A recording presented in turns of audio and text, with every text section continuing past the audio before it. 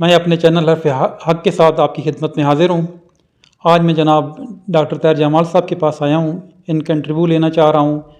शुरू में इनका तारुफ़ इनसे हासिल करेंगे, इनसे लेंगे और उसके बाद इंशाल्लाह मैं ये चाहूँगा कि ये सेहत के हवाले से जो आज मौसमी तब्दीलियाँ हो रही हैं इनके हवाले से इनकी क्या राय है, क्या इक़दाम किए जा सकते हैं, उस हवाले से हमें बताएँ।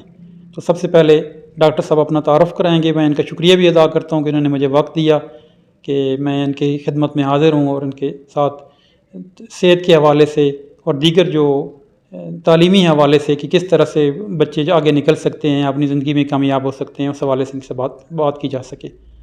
मोहतरम जनाब ताहिर जमाल खटक साहब। जी अस्सलाम वालेकुम। मेरा नाम डॉक्टर ताहिर जमाल खटक है और मैं फौजी फाउंडेशन हॉस्पिटल मटिहाल में as a senior medical officer और पीडियाट्रिशियन काम कर रहा हूँ। तकरीबन पिछले 13 साल से जो है ना यहाँ मेरी जॉब चल रही है। इससे पहले मैं तकरीबन 7 साल 5 साल बल्कि BHU तराप में रहा हूँ। उसके बाद जो है ताल्लुक़ मेरा इंजरा से है, मखाड़ से। मैं यूनियन काउंसिल मखाड़ में एक गांव है। और इसके अलावा ये कि तालीम जो है या जो है मेरे इब्तदाई तारुफ़ है, मेरी जो बुज़ुर्गवार थे वो एयरफोर्स से रिटायर्ड थे, तो FSC तक तालीम तो एयरफोर्स के मुख्तलिफ़ कॉलेजेस में होती रही। मैट्रिक मैंने MRF कॉलेज कामरा से किया, डिग्री कॉलेज कामरा से मैट्रिक, और FSC मेरी वहाँ की है। उसके बाद मैंने रावलपिंडी मेडिकल कॉलेज जो है, उस ज़माने में तो ये पंजाब यूनिवर्सिटी से एफिलिएट था, और वहाँ से MBBS की। फिर उसके बाद जो बच्चों की स्पेशलाइजेशन और जो है ना MCPS और कुछ इंटर्नशिप थी वो होली फैमिली हॉस्पिटल रावलपिंडी से की। उसके बाद तकरीबन जो है गांव शिफ्ट हो गया, कुछ अर्सा BHU में काम किया अपनी इंटर्नशिप के दौरान, और यहाँ तकरीबन सितंबर 2010 के बाद से यहाँ जो है आपकी खिदमत में पेश हूँ। बहरहाल वाजिद साहब का बहुत शुक्रिया कि वो आए और मुझे इस काबिल समझा कि मुझसे 4 बातें कर सकें। डॉक्टर साहब, मैं ये पूछना चाहूँगा भी आप ये डॉक्टरी की तरफ आए हैं, जी। हर बंदे की ज़िंदगी में कोई टर्निंग पॉइंट होता है या कोई ऐसा फ़र्द होता है जी जो उसको इस तरफ ज़िंदगी के किसी करियर की तरफ लेके जाता है। तो इसमें मैं वो टर्निंग पॉइंट भी चाहूँगा कि आप आवाम को, मेरे नाज़रीन को बताएं। देखिए, अचानक से तो कुछ नहीं होता। अचानक से कुछ नहीं होता। ये आप कहें कि हमें पता होता है कि हमने कहाँ जाना है, तो ये कहना तो बड़ी दस क्यास है। ना हम इतने वली हैं और ना कोई इल्हाम होता है। हाँ, ये होता है कि जो है आपकी जो एक तालीमी सूरत हाल में आपके वालिदैन का मेन किरदार होता है। तो मुझे यहाँ बनाने में मेरे वालिद साहब का बड़ा अहम किरदार है। वो हर टाइम गाइडेंस देते थे, अल्लाह उनको गरीक़ रहमत करे। पिछले साल जो है ना ये 22 जून 2023 को हम मुझे छोड़ के वो चले गए, फौत हो गए। तो वो जहाँ भी रहे, एयरफोर्स में थे, एज ए वारंट अफसर रिटायर्ड हुए, तो उनके साथ उन्होंने हमें रखा। तो मेरी बड़ी बहन थी, वो जो है ना उनके बाद से उन्होंने मेरी गाइडेंस की। उसके बाद जो हमारी वालदा थी, उनकी बड़ी मेहनत है। मैं बल्कि अक्सर लोगों को कहता हूँ कि हमारे वाले से ज़्यादा हमारी वालदा की मेहनत थी। हत्ता कि वो अपने ज़माने के एतबार से इतनी पढ़ी लिखी नहीं, अनपढ़ थी, कुरान तक उन्होंने नहीं पढ़ा। एक हमारा सकाफ़ती एक ऐसा सिस्टम है कि वो लोग बस पढ़ाई औरत की तालीम के वैसे ही ख़िलाफ़ हैं, या इतनी तवज्जो नहीं देते। हमारी जो सागरी खटक हैं या हम लोग, हमारे ये इस इलाके में भी यही रिवाज है, लेकिन ज़्यादा जो एक प्रेफरेंस मिलती है वो मर्दों को मिलती है। इसमें आपकी जो बड़ी सिस्टर हैं वो भी डॉक्टर हैं? जी, वो मुझसे 2 साल सीनियर हैं, उम्र में भी 2 साल बड़ी हैं। तो यहाँ भी उनके 2-3 साल पहले वो आ गई थी। तो फिर ये वो हम लोगों ने यानी कि जब पढ़ना शुरू किया तो अब्बू जो थे वो, क्योंकि उस ज़माने में ये था कि एयरफोर्स वालों को घर वगैरह मिल जाते थे। तो वो जो है ना उनकी हम पे एक बड़ी इनायत थी कि उन्होंने हमें साथ रखा जहाँ गए। यानी कि मेरी तालीम शुरू हुई कामरा से। उस टाइम ये मॉडल स्कूल था, F6RF मॉडल स्कूल, पड़ी गेट के सामने। यहाँ मैंने 2 क्लासें पढ़ी। फिर कराची चले गए, 3 साल वहाँ रहे अब्बू के साथ। कोरंगी क्रीक मॉडल स्कूल में मैंने वहाँ से जो है ना 2nd, 3rd, 4th पढ़ी। फिर अबू से भी चले गए, उनकी पोस्टिंग आ गई। तो 3-4 साल फिर मैं सरगोदा रहा, वहाँ अब्बू के एक दोस्त थे, उनके घर में रहा।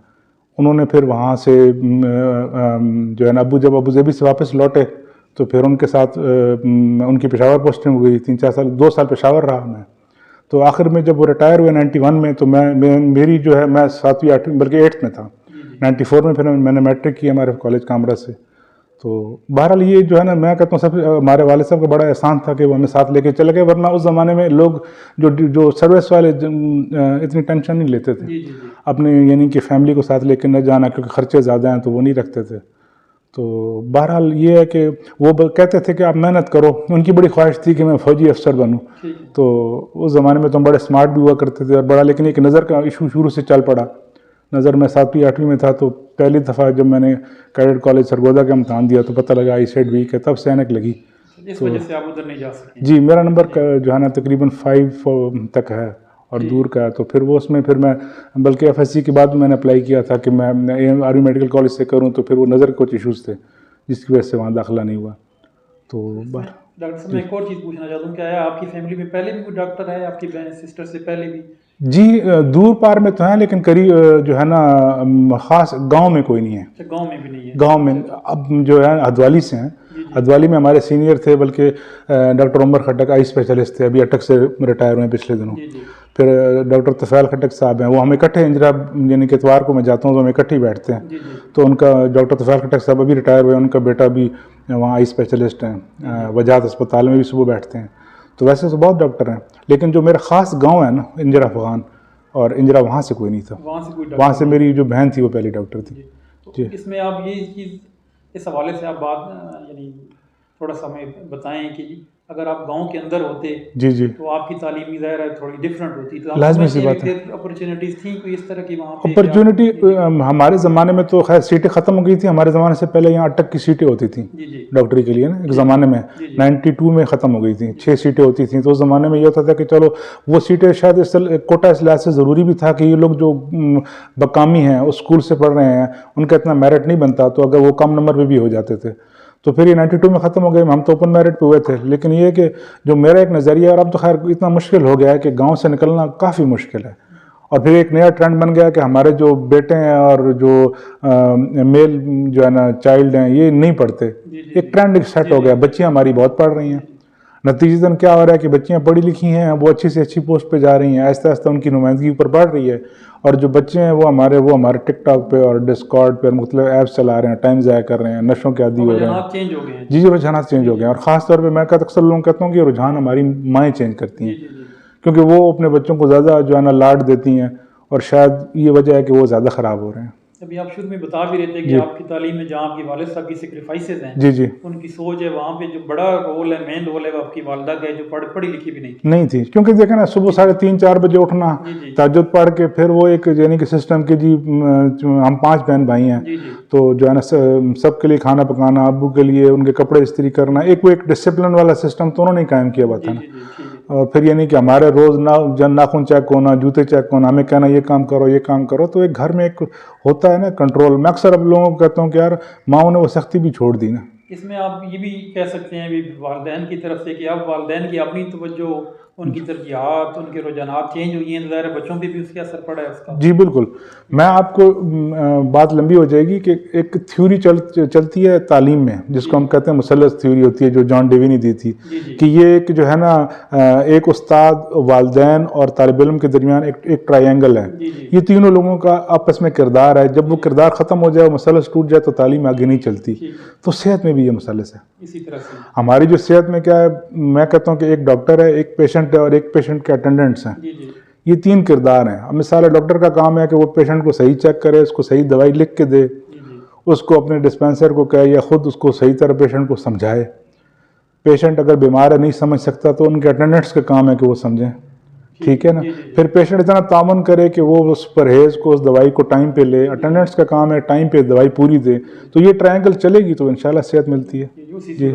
जी। इसमें ज़िमनी सी बात कि आप सिल्वर मेडलिस्ट भी हैं, तो उस हवाले से भी आप बताएंगे किस लेवल पे आपको सिल्वर मेडल मिला? जी, मैं जब 94 में मेरा मैट्रिक हुआ, ये MRF डिग्री कॉलेज कामरा से, तो फेडरल बोर्ड से, तो उस टाइम मेरी दूसरी पोजीशन थी।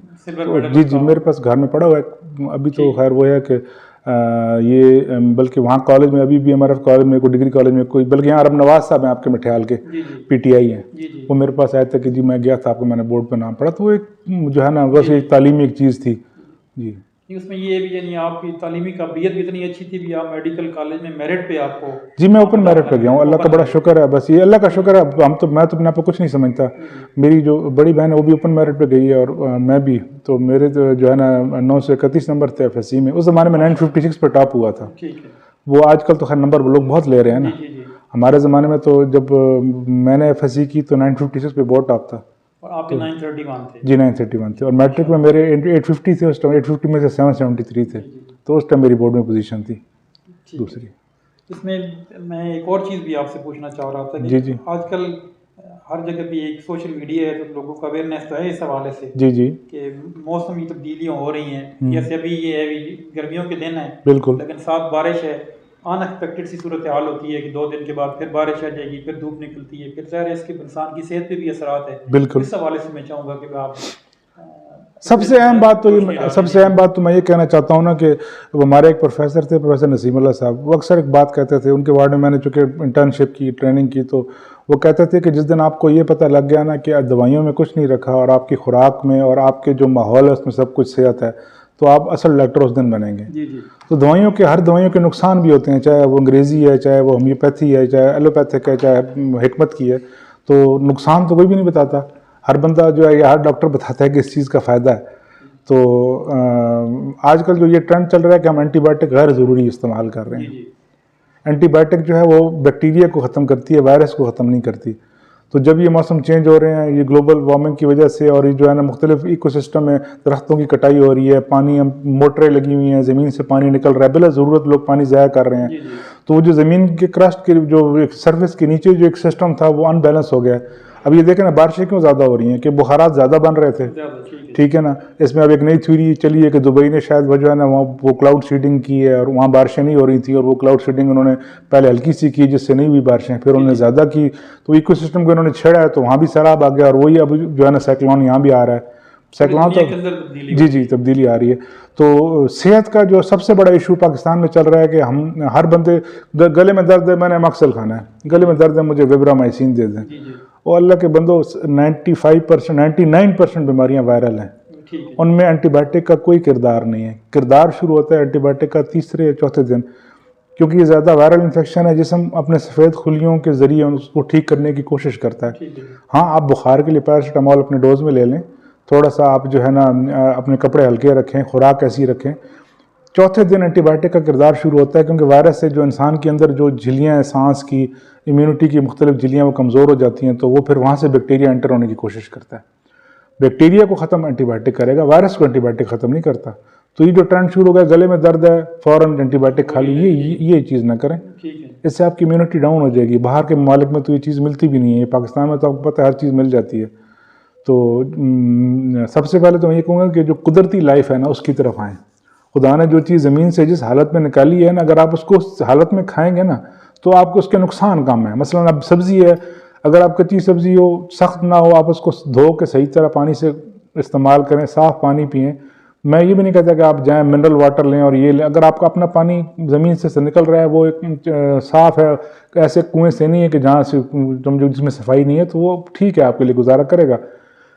लेकिन ये सोच कि नहीं मैं तो मिनरल वाटर लूँगा तब मेरी सेहत अच्छी होगी, मैं तो दवाइयाँ खाऊंगा तब मुझे ताकत आएगी, ये तो एक जो ऐसी सोच है जो कमर्शियल सोच है। जो दुनिया में मल्टीनेशनल्स बनी, उन्होंने कारोबार करने हैं, उन्होंने मुख्तलिफ जो है ना सिस्टम को हैक किया हुआ है। वो कभी वैक्सीनें बना के बेचते हैं, कभी क्या करते हैं, कभी क्या करते हैं। तो इस सिस्टम से हम थोड़ा सा अगर मरीज़ इस चीज़ को समझे ना, मसलन मेरे पास बच्चों की माएँ आती हैं, उनके ज़हन में होता है हमने अपना दूध नहीं देना, हमने जी डब्बे का दूध देना, डब्बे का दूध ताकतवर है, मुझे मेरी सास ने कहा है कि जी आपका दूध ख़राब करेगा, ये कड़वा है। ये जो मिथ्स है ना, इनको तोड़ें।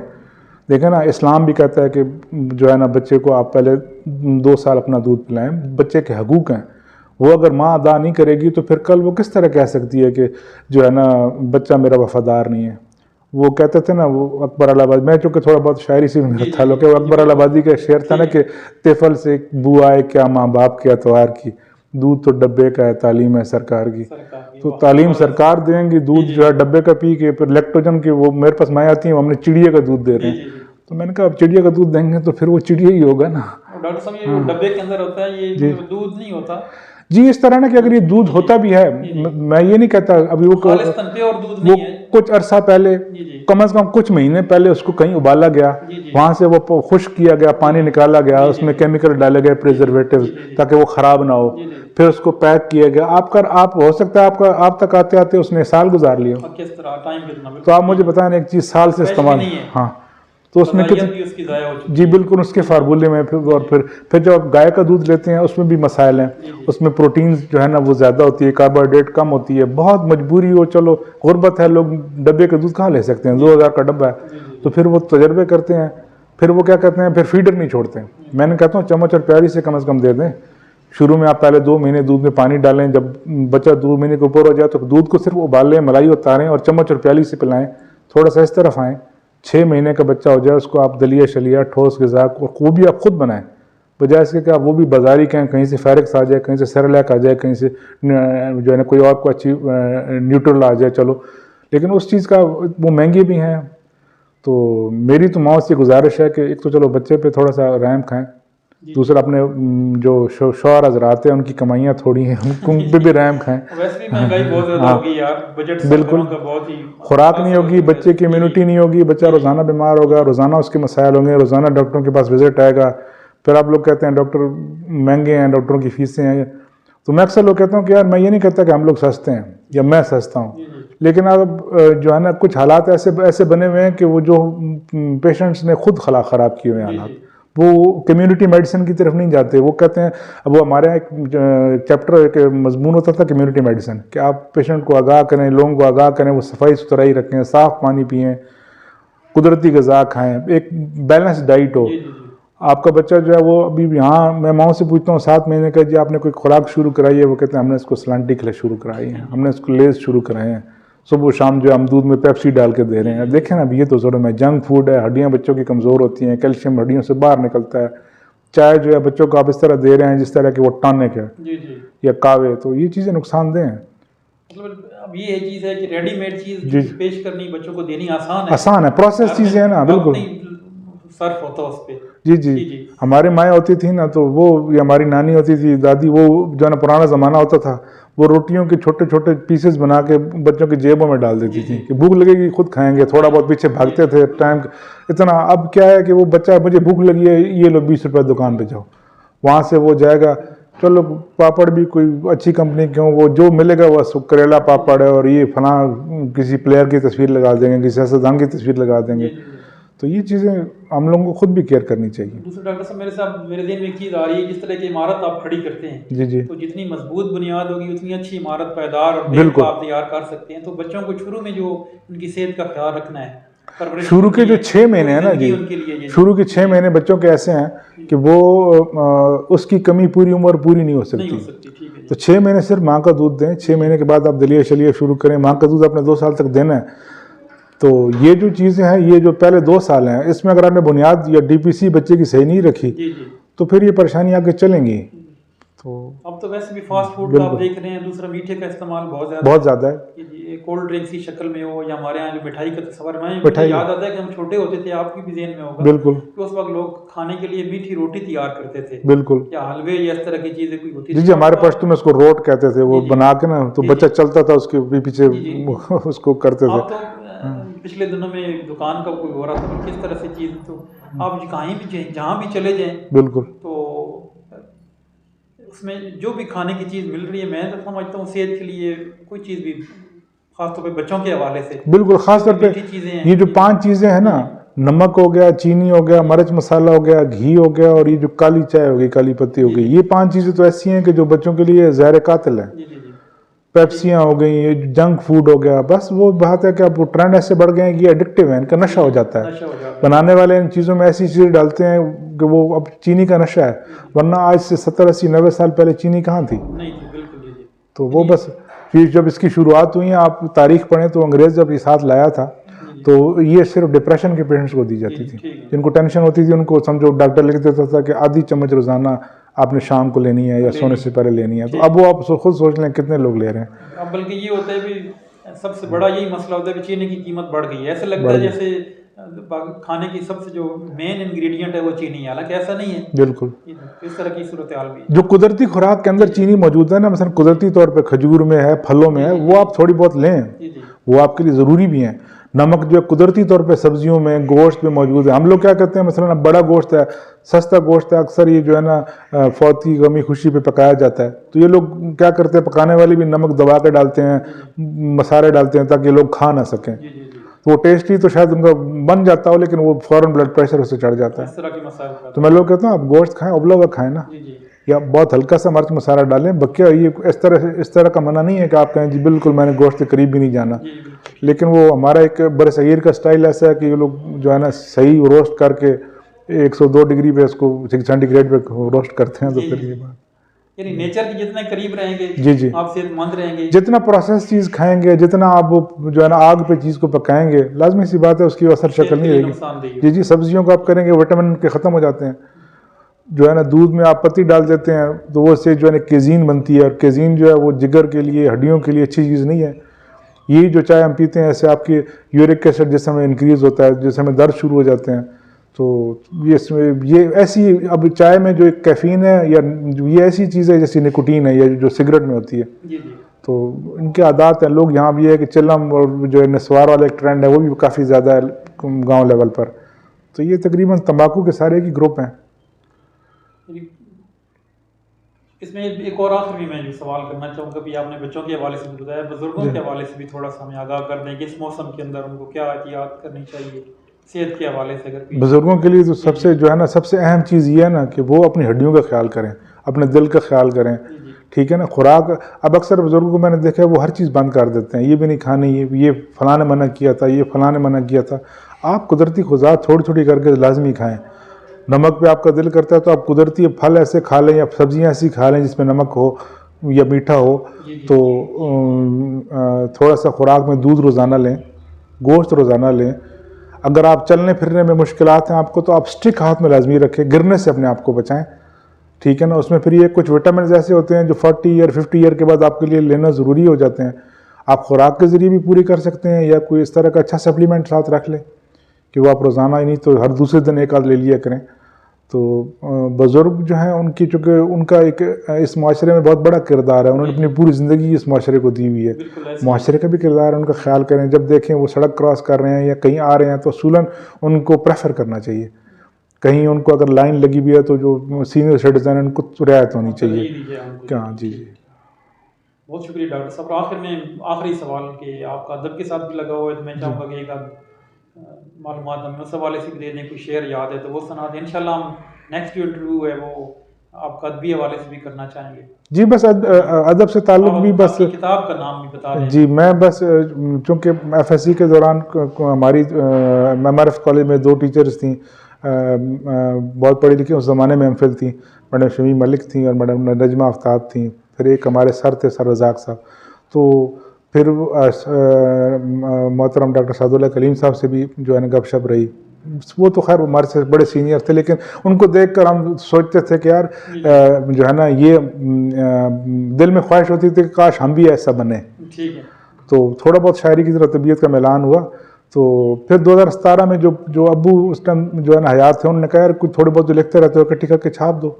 तो फिर प्रोफेसर डॉक्टर अरशद महमूद नशाद साहब हैं, ये मठियाल के साथ ही उनका गांव है, मियाँवाला के साथ डोमेल गांव के। ये अल्लामा इकबाल ओपन यूनिवर्सिटी में आजकल सदर शोबा भी हैं। तो उन्होंने फिर दस्ते शफ़क़त रखा, उन्होंने कहा नहीं आप छापो, ठीक है ना, जैसा भी है। मैं तो चूँकि मैं नहीं समझता कि मैं अपने आप को शायर कहता हूँ, लेकिन वो एक आपके ख़यालात का इजहार होता है, वो इजहार उसमें किया। तो किताब का नाम? जी, मेरी किताब का नाम 2017 जो है ना बहार के मौसम में आई थी, जुर्म सुखन के नाम से। मैंने तो उस टाइम दोस्तों यारों को जो है ना काफ़ी लोग पैसों के साथ देते थे, मैंने फ्री दी थी जी। तो मैंने लोगों को दी, मैंने कहा यार और कोई नहीं तो चलो जो है ना कोई बंदा ये ना कहे कि ज़िंदगी में उसको किसी ने किताब गिफ्ट नहीं की। देखो ना, हम अगला इंटरव्यू करेंगे तफसीलन में हाजिर होगा आपके पास। सही है, आपकी शायरी भी सुनेंगे और इल्मी अदबी हवाले से जो आपकी खिदमत हैं उनको भी इंशाल्लाह देखेंगे। जी जी, तो मैं आपका बहुत मशकूर हूँ जी, आपका बहुत शुक्रिया, आज कीमती वक्त दिया बिल्कुल मेरे चैनल को और आवाम के लिए। आपने सेहत के हवाले से और बच्चों की तालीम और तरबियत के हवाले से मुफीद मालूमात भी दी और मशवरे भी दिए हैं। जी बिल्कुल, अल्लाह आपका जो है ना ये कोशिश कामयाब करे। और ये एक अच्छा ट्रेंड है, ये एक अच्छा ट्रेंड है, ठीक है। मैं ये नहीं कहता कि मैं कोई माशरे का बहुत सूदमंद शहरी हूँ, लेकिन जो सूदमंद शहरी हैं उनके पास आप लाजमी जाएँ, उनके ख़ैरात का, क्योंकि एक बंदा जिसने कुछ अरसा इस माशरे में रहा है ना, तो उसने कुछ पॉजिटिव चीज़ें सीखी हैं, वो शायद वो हर बंदे को बता भी नहीं सकता। ख़ास तौर पर नौजवानों से मुझे गिला है कि जो मेल नौजवान है, मर्द भी, उन्होंने पढ़ना छोड़ा हुआ है। और हम अगर चाहते हैं ना कि हमने जान को चेंज करना है, तरक्की दिलानी है, तो ये याद रखें ये तालीम के ज़रिए मुमकिन है। हम लोग जो है ना 95% लोग वो हैं जिनकी कोई बैक नहीं है, जो गरीब हैं, उन्होंने तरक्की करनी है। तो ये अब शॉर्टकट नहीं हो सकता कि आप यूट्यूब पे जो है ना या PUBG खेलें तो आप कहें मैं करोड़पति बन जाऊंगा और मैं ये कर दूंगा, मैं वो कर दूंगा।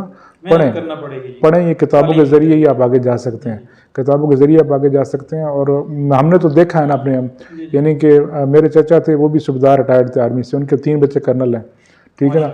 हद तक मेरे जो दादा थे, बैराम खान खटक नाम था उनका, उनकी ज़िंदगी में वो उन्होंने कभी नौकरी नहीं की। हाँ, पहली दूसरी जंग अज़ीम, वो उनकी 105 साल उम्र थी, तो वो अपना हाल था और ज़मीनें थी। हाँ, जब पहली जंग अज़ीम हुई, दूसरी हुई, तो वो आर्जी तौर पर वो भर्ती कर देते थे 4-5 साल के लिए, तो फिर उसके बाद बाकायदा मुलाजमत नहीं की, जिम्मेदारी ही की। तो बहुत शुक्रिया आपका कि आपने आखिर में बहुत ही ज़बरदस्त मैसेज दिए है, ना सिर्फ आवाम के लिए बहुत मुफीद है बल्कि नौजवान नस्ल के लिए भी है कि वो अपना कैरियर किस तरह से बना सकते हैं। आपका बहुत शुक्रिया वक्त देने का। मोहतरम नाज़रीन, आप सबको भी शुक्रिया कि आपने हमारे आज के इस इंटरव्यू को देखा। इंशाअल्लाह अगले इंटरव्यू के साथ बहुत जल्द मैं हाजिर होऊंगा। आप सबका बहुत ज़्यादा आपका मैं फिर शुक्रगुजार हूँ। वस्सलामु अलैकुम वरहमतुल्लाहि वबरकातुहू।